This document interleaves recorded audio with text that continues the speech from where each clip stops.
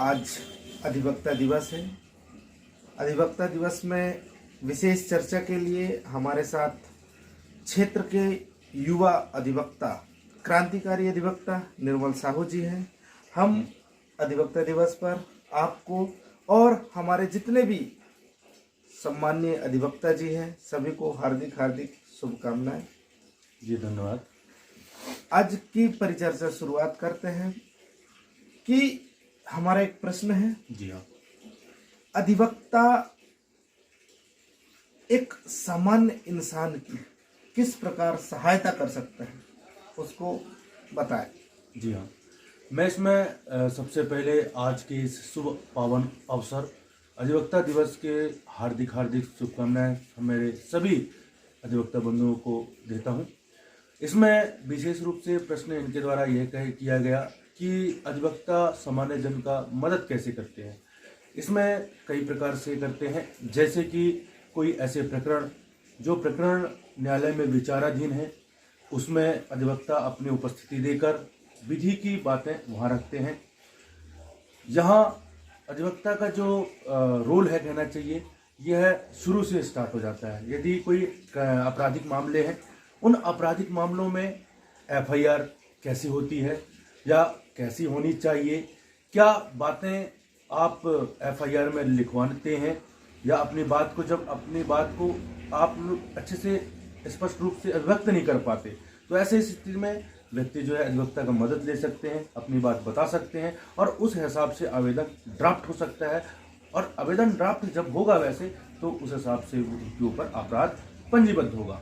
ऐसे ही सिविल मामले में होते हैं, जैसे खेतीबाड़ी के कोई मामले हैं, उसमें भी आप अच्छे से जब अपनी बात रखेंगे तो उसको अधिवक्ता जो है अच्छी खासा उनका ड्राफ्ट करने के बाद उसके न्यायालय में प्रकरण पंजीबद्ध करते हैं।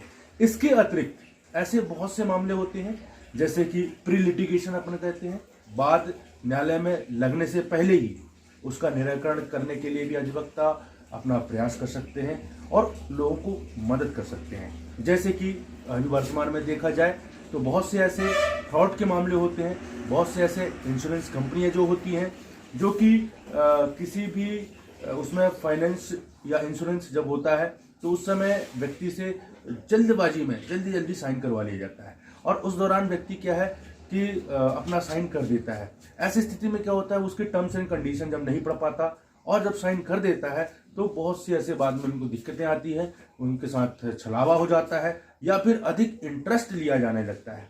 ऐसे ही बहुत सी समस्याएं आती हैं। तो ऐसी स्थिति में यदि आप कोई चीज़ें खरीद रहे हैं, कोई फाइनेंस करवा रहे हैं, कोई ट्रैक्टर फाइनेंस करवाएं, कोई कार फाइनेंस करवा रहे हैं, तो ऐसी स्थिति में निश्चित तौर से सभी लोगों को मैं इस वीडियो के माध्यम से सजेस्ट करना चाहूँगा कि अधिवक्ता से राय आवश्यक रूप से लेंगे तो निश्चित तौर से उसमें जो विधिक अभिमत है वह उसमें देंगे और अब आप जो आने वाली जो समस्या है उससे बच सकते हैं। अधिवक्ता साथ ही आम इंसान को कई जगह पर मदद करते हैं। जी हाँ, जैसे कि चाहे तहसील कोर्ट हो, बिल्कुल, चाहे व्यवहार न्यायालय हो, चाहे हाई कोर्ट हो, सुप्रीम कोर्ट हो, जी यहाँ पर लोगों को कानून की जानकारी नहीं होती। हाँ, इसलिए वो अनावश्यक परेशान होते हैं। जी। तो हमारे साथियों की अधिवक्ता तो मदद करते ही है। जी। तो कुछ लोगों का ये अभिमत होता है कि वकील बहुत परेशान करते हैं। जी। कुछ लोगों का ऐसा मत हाँ। है, सभी का नहीं। तो आज के आपाधापी भरी समय में जो पैसों की मारामारी है, उस समय में एक अच्छा वकील कैसे मतलब इन चीजों से लोगों को बिना परेशान किए और एक सेवा दे सकता है। इसमें मैं बताना चाहूँगा आपको कि एक अच्छा जो अधिवक्ता आप कैसे चयन करें, कहने का अर्थ यही है। इसके लिए आप सोशल मीडिया से निकाल सकते हैं अधिवक्ता का नाम। आप अन्य ऐसे माध्यम हैं जो वर्तमान में उपस्थित हैं, उससे आप अधिवक्ता के बारे में जानकारी ले सकते हैं, फीडबैक लिख सकते हैं कि उनका कार्यशैली कैसा है, वो फीस कितनी चार्जेस करते हैं केसों का, आप उससे भी जानकारी ले सकते हैं। इस तरीके से आप पैसे के बारे में जानकारी ले सकते हैं, आप उन अधिवक्ता के कार्यशैली के बारे में जानकारी ले सकते हैं। साथ ही जब ऐसी समस्या आती है कि पेंडिंग होता है, परेशान करते हैं अधिवक्ता, यदि ऐसा विचार दिमाग में आता है तो ये मेरे हिसाब से कहना ये गलत है, क्योंकि परेशान करने का तो उनका आशय होता नहीं है।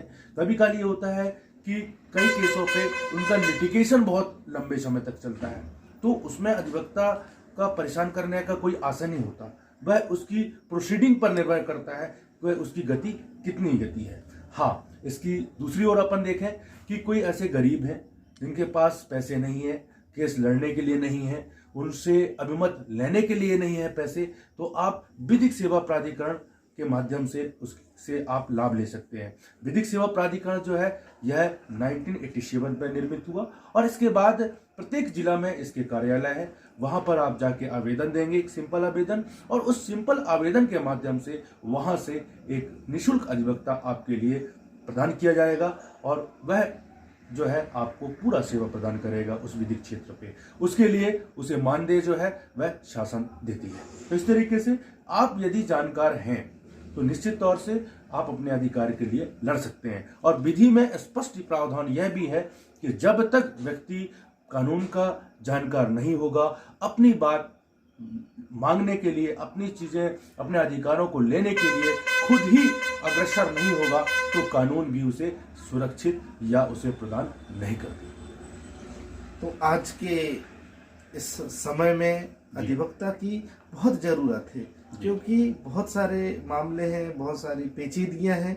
तो हम सभी को हमारे सम्मानीय अधिवक्ताओं का सहयोग लेना चाहिए, जिससे कि हम आने वाली बहुत सारी समस्या में पड़ेंगे ही नहीं, अगर हम उनसे सलाह ले लें तो